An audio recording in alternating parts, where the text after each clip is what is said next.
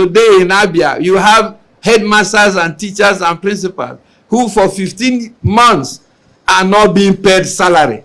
That is what is aching me and driving me into throwing my hat in the ring, because I want to have fathers, I want to have parents like my own parents who receive their salary as at when due. As a child growing up in the East, we all had that to experience that the value of education with its accompanying value chain remain the center burner, and for now it must be brought back to the front burner if Abia must unlock her highly rated God-given potential to be counted as one of Nigeria's states leading our great country in different spaces of human endeavor. For that reason, no Abia child shall be left behind. Associated educational infrastructural development shall be pursued all through its value chain. Singapore instituted similar agenda despite being far behind Nigeria in the 60s. Today, we can feel how far behind as a nation we are trailing.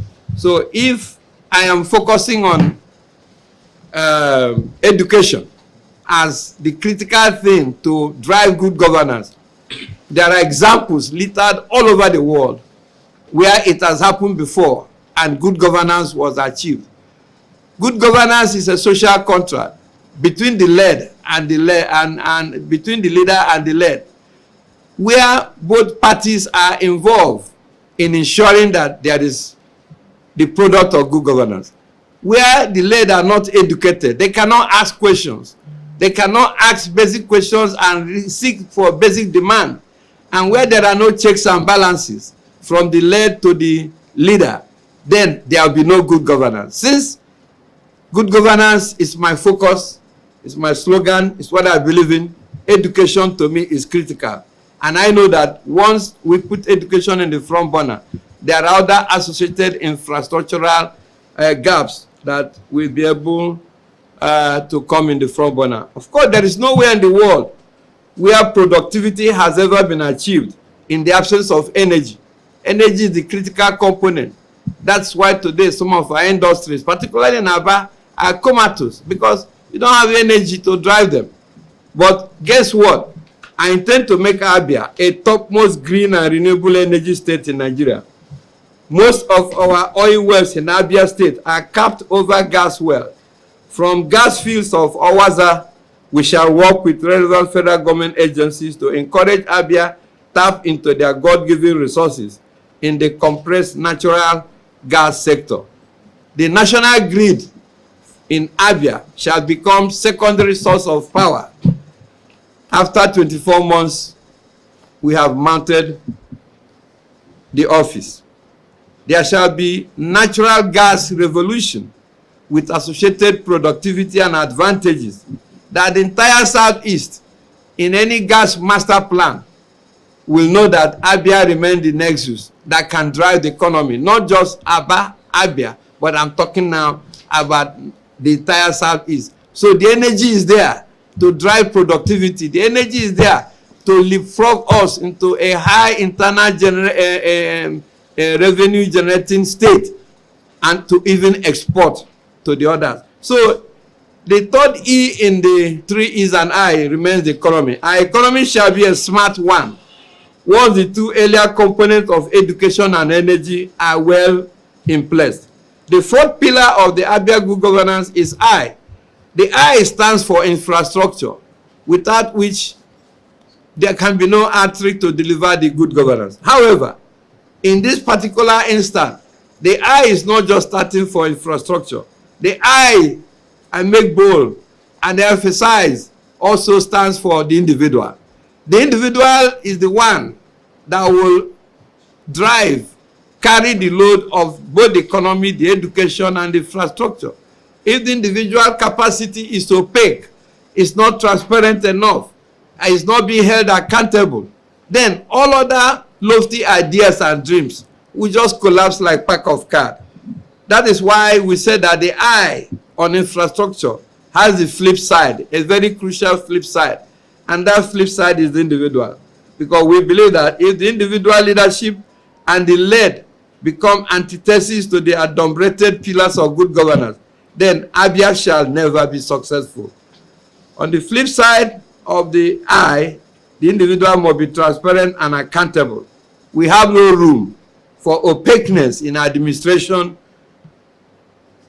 because that will be a thing of the past. It will no longer be for reckoning in Abia.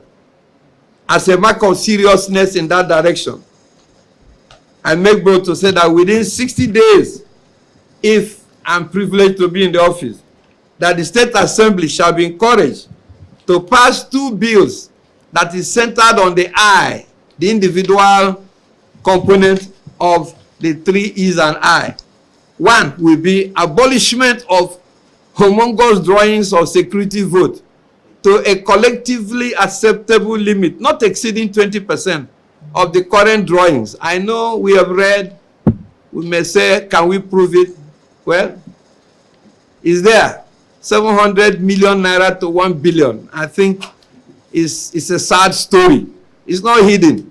So I do not think that any serious government, state government in Abia that is concerned about the welfare of the people will have the consciousness. That's where the individual comes in.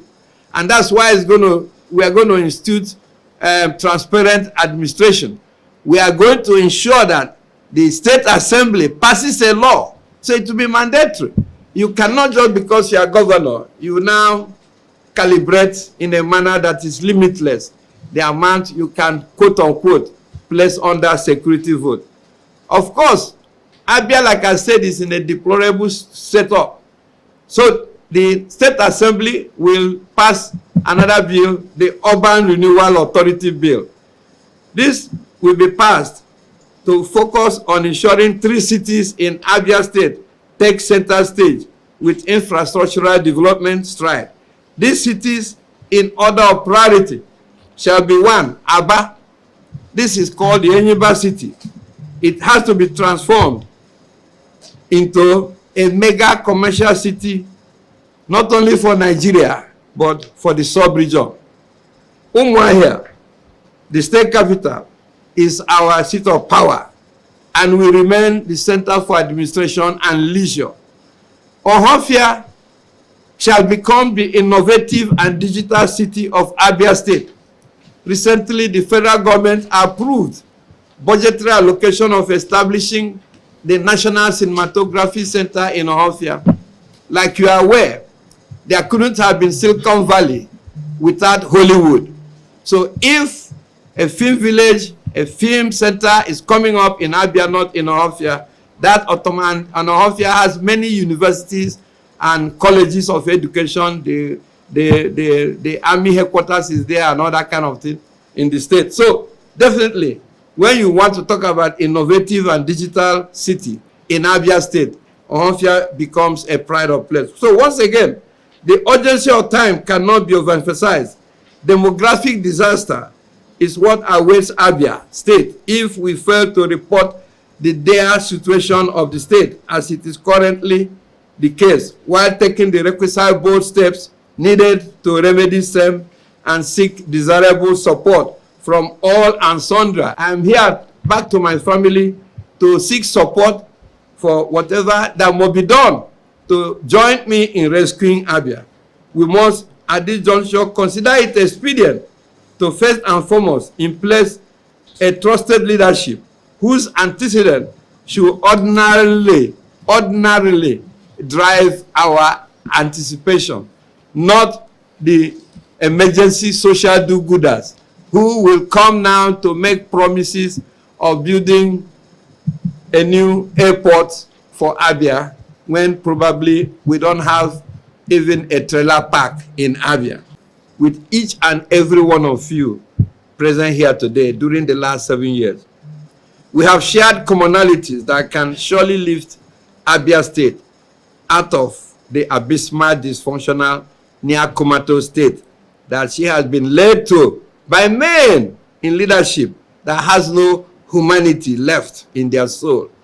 Abia remains the commercial nexus for Africa, since most of West Africa, Central African states, and beyond has identified it as a good business location.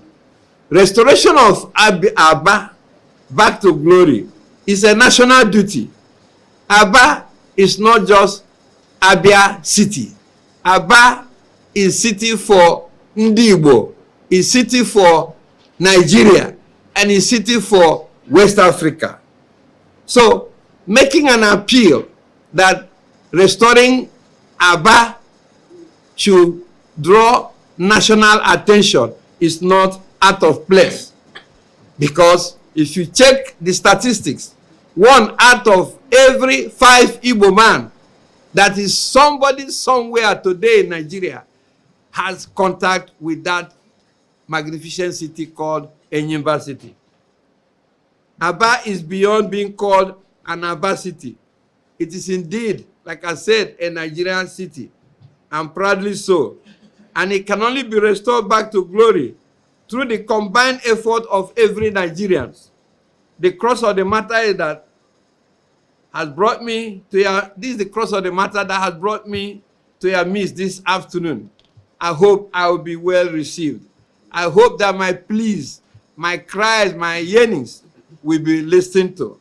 I'm here today to plead with everyone, individually and collectively, to join me as we set on this journey to restore, to reinvent, to realign Abia for change long desired.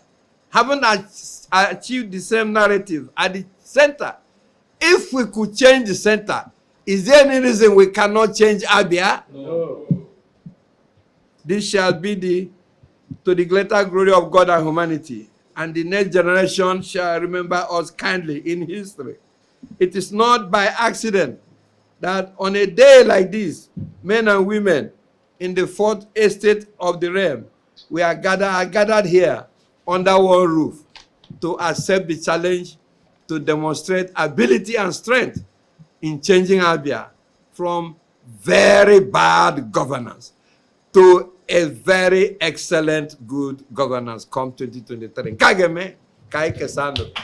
The urgency is now.